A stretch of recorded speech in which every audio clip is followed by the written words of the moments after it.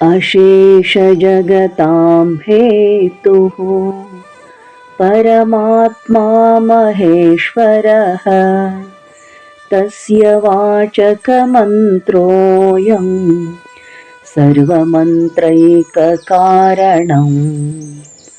ಸಕಲ ಬ್ರಹ್ಮಾಂಡಗಳಿಗೆ ಪರಮಾತ್ಮನಾದ ಮಹೇಶ್ವರನು ಹೇಗೆ ಕಾರಣವಾಗಿರುವಂತೆ ಅವನ ವಾಚಕ ಮಂತ್ರವಾದ ಈ ಪಂಚಾಕ್ಷರ ಮಂತ್ರವು ಎಲ್ಲ ಮಂತ್ರಗಳಿಗೆ ಮೂಲ ಕಾರಣವಾಗಿದೆ.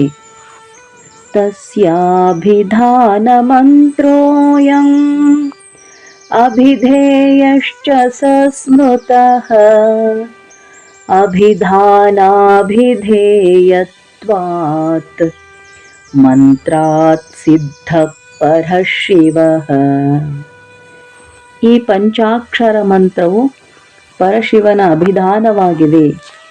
ಆ ಪರಶಿವನು ಅಭಿಧೇಯನಾಗಿ ಹೇಳಲ್ಪಟ್ಟಿದ್ದಾನೆ. ಹೀಗೆ ಅಭಿಧಾನಾಭಿಧೇಯ ಸಂಬಂಧವಿರುವುದರಿಂದ ಈ ಮಂತ್ರದಿಂದ ಪರಶಿವನು ಸಿದ್ಧ ಪ್ರಕಾಶಗೊಳ್ಳುತ್ತಾನೆ.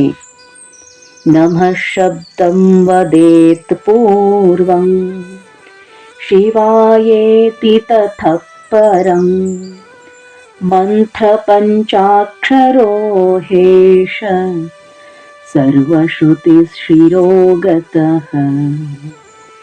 ನಮಃ ಎಂಬ ಶಬ್ದವನ್ನು ಪೂರ್ವದಲ್ಲಿ ಮೊದಲು ಹೇಳಬೇಕು, ಆನಂತರ ಶಿವಾಯ ಎಂಬುದಾಗಿ ಹೇಳಬೇಕು.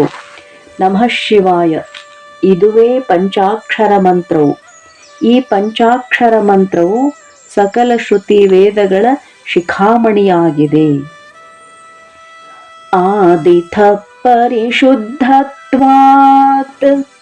ಮಲತ್ರಯ ವಿಯೋಗತಃ ಶಿವ ಇತ್ಯುಚ್ಯತೆ ಶಂಭುಃ ಚಿದಾನಂದ ಘನ ಪ್ರಭುಃ. ಅನಾದಿ ಕಾಲದಿಂದಲೂ ಮೊದಲಿನಿಂದಲೂ ಮಲತ್ರಯಗಳ ಸಂಬಂಧವಿಲ್ಲವಿರುವುದರಿಂದ ಸದಾ ಪರಿಶುದ್ಧನಾಗಿರುವ ಸಚ್ಚಿದಾನಂದ ಘನ ಸ್ವರೂಪನೂ ಪ್ರಭುವಾದ ಸ್ವತಂತ್ರನೂ ಆದ ಶಂಭುವೇ ಶಿವನೆಂದು ಕರೆಯಲ್ಪಡುತ್ತಾನೆ.